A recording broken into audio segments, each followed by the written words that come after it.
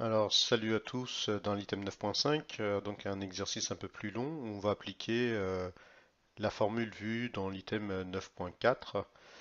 Alors, on a un radiateur électrique qui est non représenté ici et qui maintient la température de la maison à 20 degrés Celsius en apportant du travail qu'on appelle travail, enfin W radiateur. Alors, vous l'avez ici, hein, ce W radiateur. Voilà, c'est les prises électriques qui font que qui alimentent un radiateur qui est à l'intérieur et qui font que la température de la maison est maintenue constante à 20 degrés Celsius. Alors on vous demande dans une première question d'évaluer la variation d'énergie interne pour la maison, de calculer la chaleur Q perdue par la maison en tenant compte des signes. Cette fois donc on prend la convention où on affecte un signe à la chaleur Q. Et enfin en déduire la valeur de W radiateur. Voilà, bah, à tout de suite.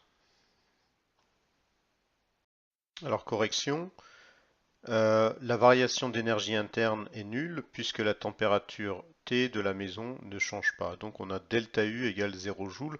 Je rappelle que dans l'item précédent, c'était la remarque 3, hein. J'avais dit que U est l'énergie interne et ne dépend que de la température T du système. Si la température T est constante comme dans la maison, c'est-à-dire maintenue à 20 degrés Celsius, alors il n'y a pas de variation d'énergie interne. Donc il fallait tenir compte de cette remarque. Donc la chaleur totale Q de la maison étant cédée, elle est donc négative. Alors c'est encore une fois l'une des conventions vues dans l'item 9.4. J'avais dit que donc il existe deux conventions.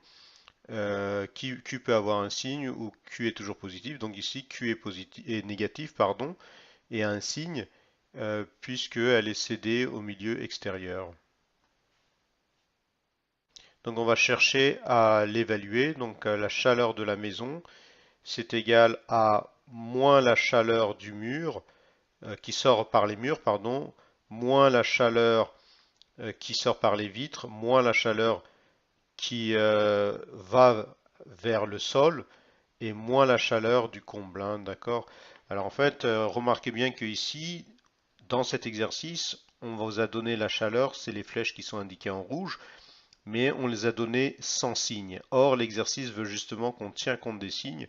Donc voilà pourquoi. Alors on pourrait se dire que la chaleur perdue par la maison, c'est égal à la somme de ces trois chaleurs, et après on affecte un signe négatif.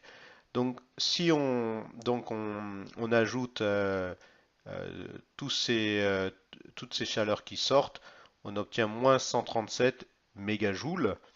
Alors, en notation scientifique, ça fait, alors j'ai oublié un moins ici vraisemblablement, donc ça fait moins 1,37 fois 10 puissance 8 joules. Bah oui, voyez-vous, d'ailleurs il y a une erreur parce que j'ai donné avec deux chiffres significatifs, donc il faudrait donner le résultat avec deux chiffres significatifs, donc ça ferait 1,4 ici. Moins 1,4 fois 10 puissance 8 joules. Enfin, on vous demande d'en déduire le travail fourni par le radiateur.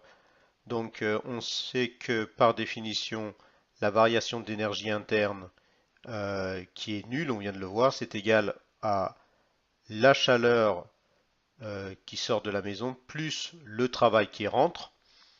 Donc, ça fait, puisque l'ensemble vaut 0, c'est la première question, on peut prendre cette chaleur, l'envoyer de l'autre côté du signe égal, et donc ça veut dire que le travail issu du radiateur, c'est égal à moins le travail, moins la chaleur pardon, de la maison, donc ça fait plus 137 mégajoules, ce qui fait, en tenant compte des chiffres significatifs, 1,4 fois 10 puissance 8 joules. Voilà, CQFD.